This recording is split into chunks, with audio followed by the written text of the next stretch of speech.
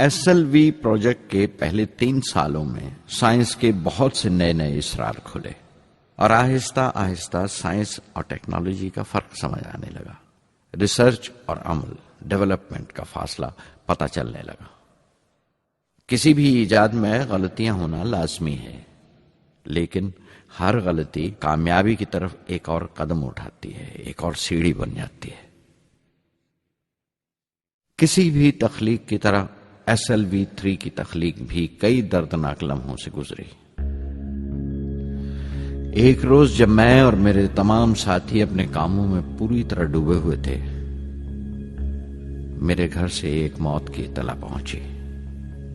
मेरे दोस्त और हमदर्द मेरे बहनोई जलालुद्दीन का इंतकाल हो गया था। कुछ देर के लिए तो मैं सुन्न होकर रह गया। मेरी आंखों में अंधेरा छा गया। थोड़ी देर बाद जब अपने चौगिरदे का एहसास हुआ तो महसूस किया जैसे मेरी हस्ती का एक हिस्सा मर गया था। रात की रात बसों में सफर करता हुआ अगली सुबह मैं रामेश्वरम पहुंचा। जोहरा को क्या तसल्ली देता और क्या सब्र देता अपनी भांजी महबूबा को, जो रो रो कर हलकान हो रही थी। मेरी आंखों के सोते पहले ही सूख चुके थे। थुम्बा लौटकर बहुत दिनों तक सारा कामकाज, सारी मसरूफियत बेमानी लगने लगी। बहुत दिनों तक बहुत मलाल लगा, सब बेमानी लगता था। प्रोफेसर धवन देर देर तक हौसला देते थे। कहते, SLV पर जैसे जैसे काम आगे बढ़ेगा मुझे सब्र महसूस होगा और ये मायूसी कम होते होते गुजर जाएगी। 1976 में मेरे अब्बा ज़ैनुल आबदीन 102 साल की उम्र में वहीं रामेश्वरम में इंतकाल फरमा गए। 15 पोते पोतियां छोड़कर गए थे पीछे और एक पड़पोता। दुनियावी तौर पर वो सिर्फ एक और बुजुर्ग की मौत थी। कोई बड़ा मातम नहीं हुआ, झंडा नहीं उतारा गया, न अखबारों ने स्याह हाशिए दिए, न सियासतदान थे वो, न विद्वान कोई, न कोई बड़े सरमायादार। एक सीधे सादे इंसान थे, फरिश्ता सिफत।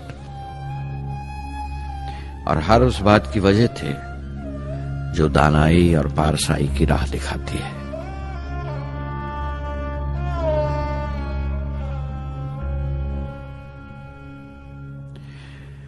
मैं बहुत देर तक अपनी मां के पास बैठा रहा, चुपचाप। और जब उठा थुम्बा लौटने के लिए तो उसने रुंधे गले से दुआएं दी मुझे।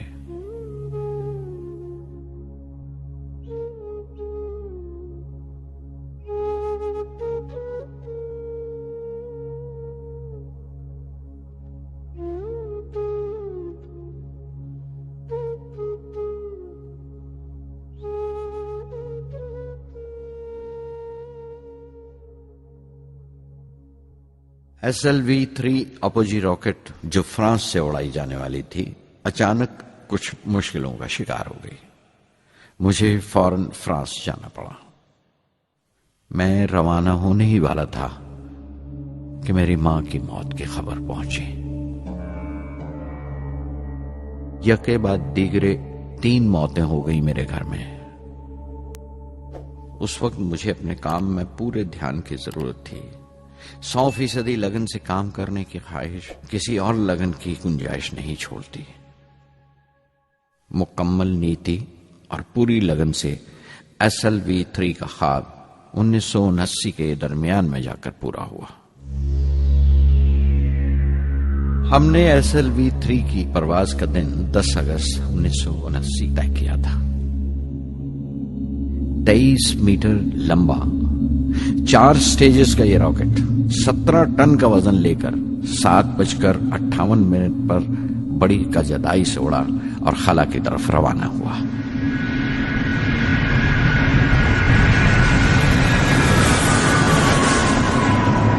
पहली स्टेज हर तरह से पुख्ता निकली और बड़े आराम से रॉकेट दूसरी स्टेज में दाखिल हो गया।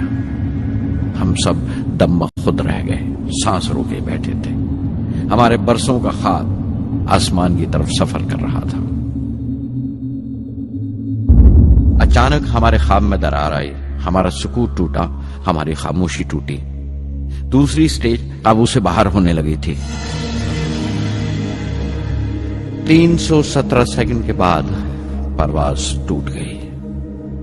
मेरी मेहनत और उम्मीद चौथी स्टेज को साथ लेकर तमाम मलबा श्री हरिकोटा से 560 किलोमीटर दूर समंदर में जाके गिरा।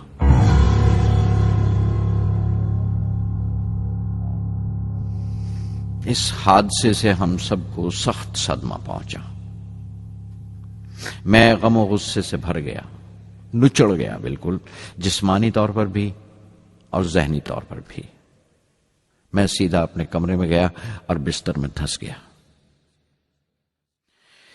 मैंने अपने कंधे पर एक दिलासे का हाथ महसूस किया तो आंख खोली। दोपहर ढल चुकी थी, शाम करीब थी। डॉक्टर ब्रह्म प्रकाश मेरे सराहने बैठे थे। उनकी इस हमदर्दी ने छू लिया मुझे। मैं उदास था, मायूस था, लेकिन अकेला नहीं।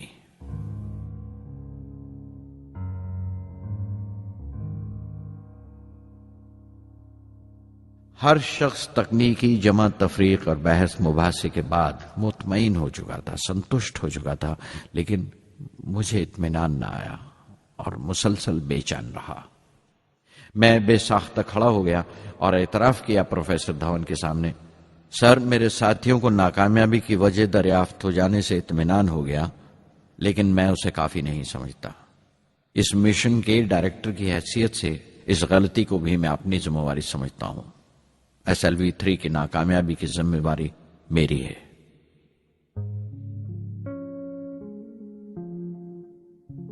साइंस का काम कमाल दर्जा उत्साह भी देता है, खुशी भी और उतनी ही गहरी मायूसी भी। इस तरह के वाकयात सोच सोचकर मैं दिल को ढारस देता रहा। यह ख्याल कि इंसान चांद पर उतर सकता है, सबसे पहले एक रूसी साइंटिस्ट ने सोचा था। उसे हकीकत बनने में 40 साल गुजर गए जब अमेरिका ने उसे पूरा किया। प्रोफेसर चंद्रशेखर ने चंद्रशेखर लिमिट का आविष्कार किया था 1930 में, जब कैम्ब्रिज में पढ़ रहे थे, लेकिन 50 साल बाद उन्हें उसी डिस्कवरी पर नोबेल प्राइज मिला। वॉन ब्रॉन अपनी सैटर्न लॉन्च व्हीकल से आदमी को चांद पर उतारने से पहले कितनी सारी नाकामियों से गुजरे होंगे। पहाड़ की चोटी पर उतरने से पहाड़ पर चढ़ने का तजुर्बा नहीं मिलता। जिंदगी पहाड़ की चढ़ानों पर मिलती है, चोटी पर नहीं। चढ़ानों पर ही तजुर्बे मिलते हैं और जिंदगी मंचती है और टेक्नोलॉजी तरक्की करती है। चोटी पर पहुंचने की कोशिश ही में चढ़ानों का इल्म हासिल होता है। मैं एक एक कदम चलता रहा, चढ़ता रहा चोटी की तरफ।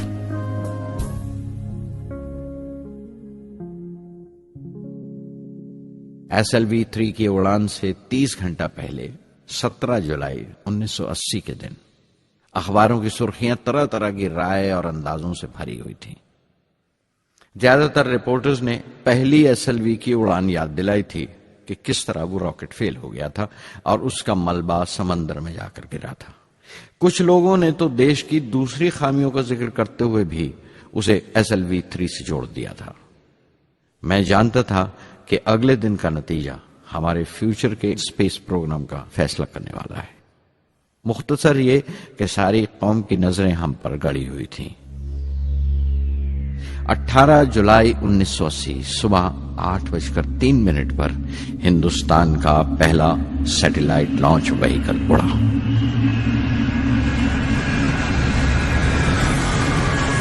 मैंने रोहिणी सैटेलाइट का तमाम डेटा कंप्यूटर पर जांचा।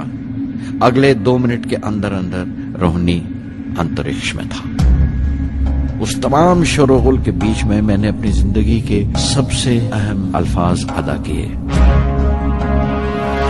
मैं मिशन डायरेक्टर बोल रहा हूं, एक जरूरी खबर सुनने को तैयार रहो। चौथी स्टेज कामयाबी के साथ रोहिणी सैटेलाइट को लेकर अंतरिक्ष में दाखिल कर रही है। मैं ब्लॉक से बाहर आया तो मेरे साथियों ने मुझे कंधों पर उठा लिया और नारे लगाते हुए जुलूस निकाला। सारी कौम में एक जोश की लहर दौड़ गई। हिंदुस्तान उन चंद कौमों में शामिल हो गया था जिनके पास सैटेलाइट लॉन्च की काबिलियत थी। हमारी कौम का एक ख्वाब पूरा हुआ था और हमारे इतिहास का एक नया बाब खुला, एक नया चैप्टर। प्रधानमंत्री इंदिरा गांधी ने मुबारकबाद का तार भेजा और सबसे ज्यादा हिंदुस्तान के साइंसदान खुश थे कि ये पूरी कोशिश स्वदेशी थी, हमारी अपनी थी।